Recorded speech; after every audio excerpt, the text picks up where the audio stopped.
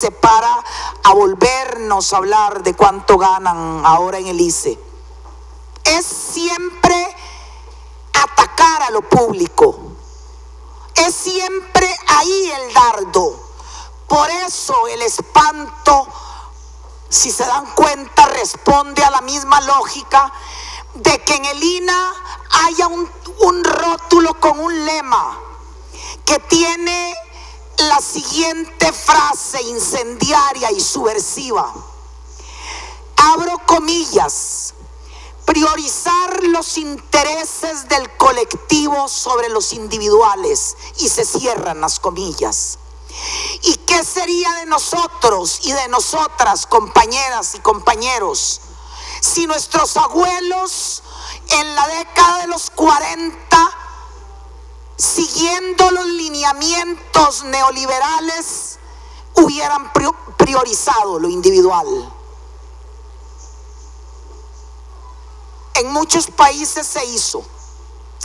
En muchos países donde los sectores políticos no tuvieron la madurez que tuvieron en nuestra patria. Aquí no se priorizó lo individual. Aquí no se priorizó lo individual. Aquí en nuestra Constitución, a la par de la preservación de los derechos individuales, aparece el gran paso adelante en aquel momento, primera mitad del siglo XX. Están las garantías sociales. ¿O es que no nos hemos planteado jamás qué clase de infierno nos rodearía si en nuestro país no hubiera existido ese pasado? Hubiera existido el camino que han recorrido los hermanos de esta zona del mundo. ¿O qué creen ustedes?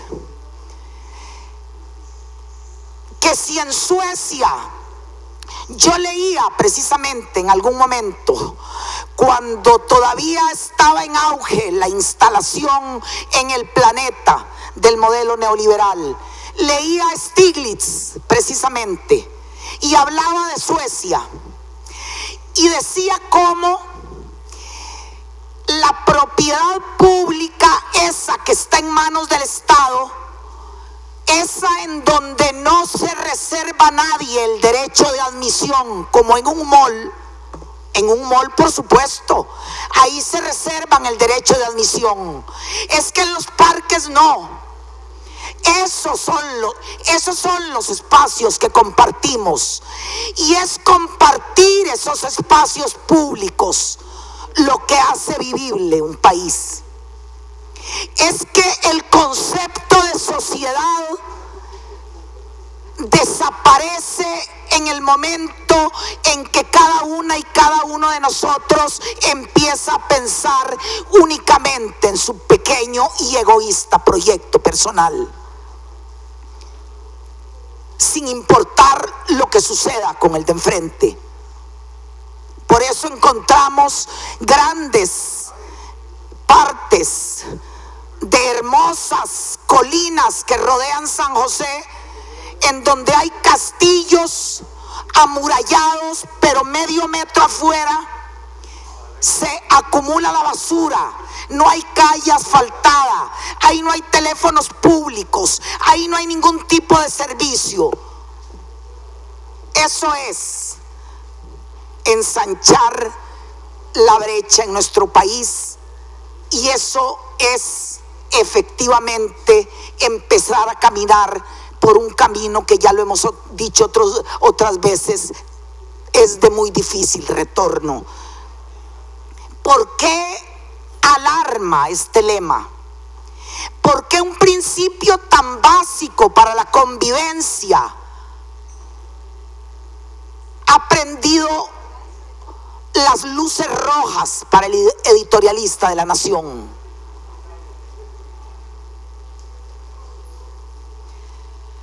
¿Por qué un escándalo? Porque ahora se les va a explicar a los estudiantes del INA lo que quiere decir sindicato, cooperativa, asociación solidarista. ¿Qué es lo que pretenden? Que únicamente se trabaje en el INA para las sociedades anónimas. Eso es lo que pretenden los señores de la UCAEP. Ciertamente, compañeras y compañeros, en este Parlamento hemos debatido poco sobre el concepto y la filosofía de la economía social. Deberíamos de abocarnos a eso.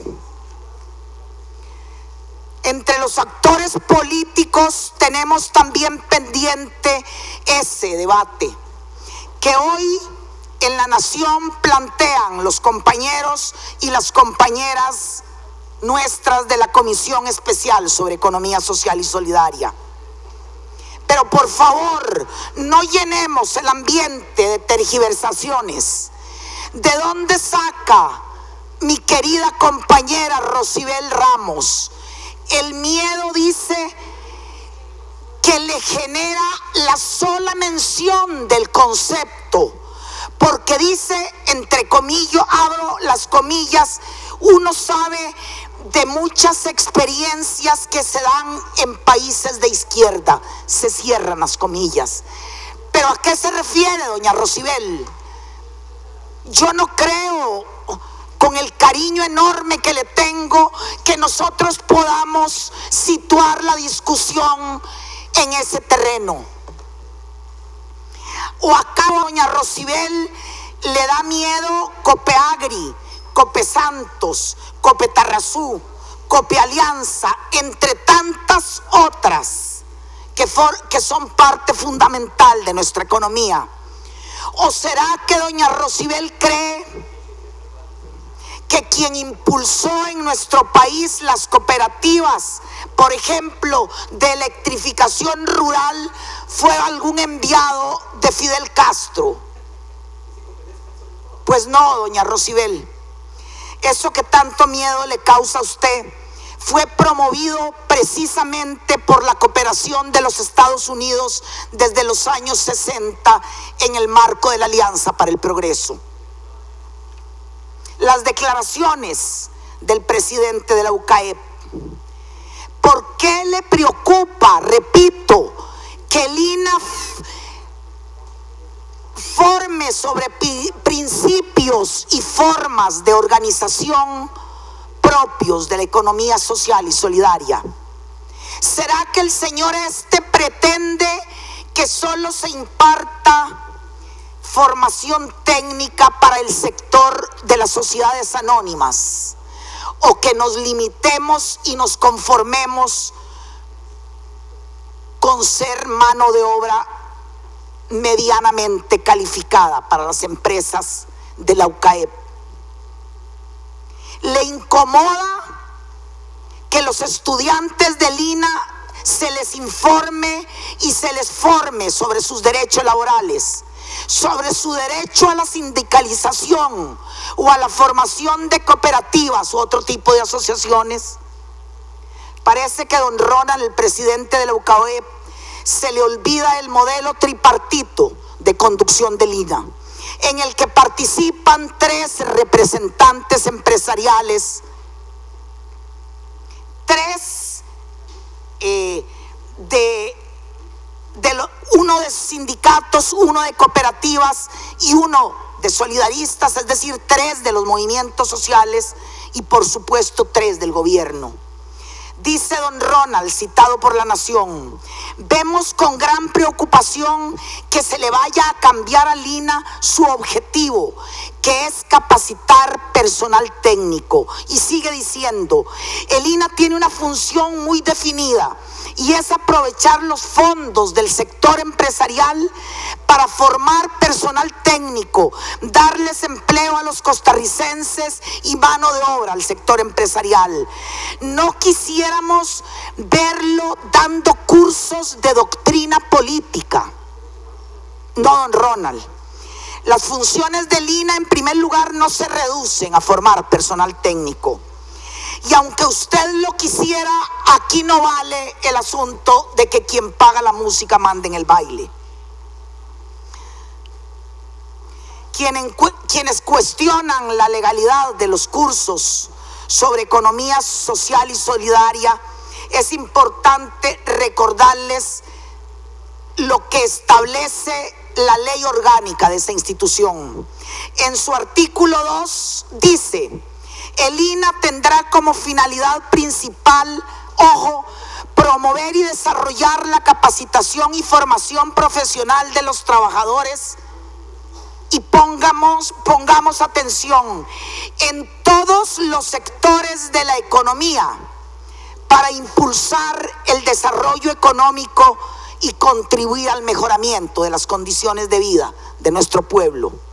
Y he resaltado lo de la capacitación y formación en todos los sectores, y no únicamente en aquellos que le interesan a la UCAEP.